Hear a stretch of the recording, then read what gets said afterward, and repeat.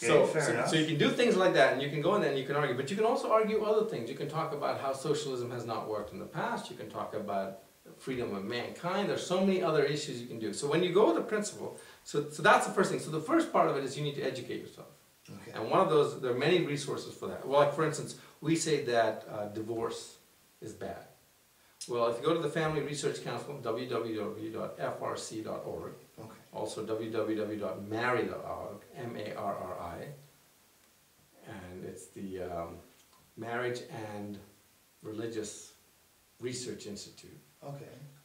They will give you thousands of facts, statistical analysis, surveys that they've done to show that divorce is damaging in every case. For instance, one of the studies they did show that even in the United States, even though only 30% of the kids come from divorced homes, I can quote them, but I'll do this from memory, and they may not be all correct, but something like over 75% of all incarcerated prisoners come from broken homes.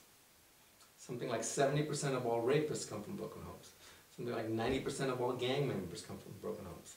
In fact, if you go into any community and you figure out how many single-parent family homes are in that community, you will find that the crime rate maps directly to the number of single-parent family homes in there, regardless of income. So you can go to these resources, and they will give you all this information that will then show you how you can then argue and present these ideas. Do you have in your possession from your resources kind of a maybe it's just in your book? Well, it's in the book. All these stats are in the book. The stats are in the book. And the references. The references, the ability to succinctly articulate and educate whoever you're coming across with about how Jesus is involved in politics, how we should also and why we should be, as Christians, and what the right principles are, and how we should vote. Recommended principles of what we should look for to vote biblically, things like that, and the statistics you can argue with people. So this is all in your book. Neil Maimon's Jesus is involved in politics. Why aren't you?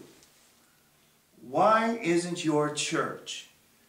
It is a pleasure to have you with us. Could you look right in the camera and tell them where they can find this book and your resources? Well, the easiest place to do is go to www.noblindfaith.com, noblindfaith.com, or you can go to Amazon and look up Neil Mammen, that's Neilmammen, and you should find the book. All right. Well, thank you, my friend, for joining us today. And I look forward to working with you in the future. And that is all we have for today. Great. Thanks for joining us. And this is our first video. And we'll hope to see you next time with the Coalition of Active Citizens in our American Ethics Studies. Thank you very much.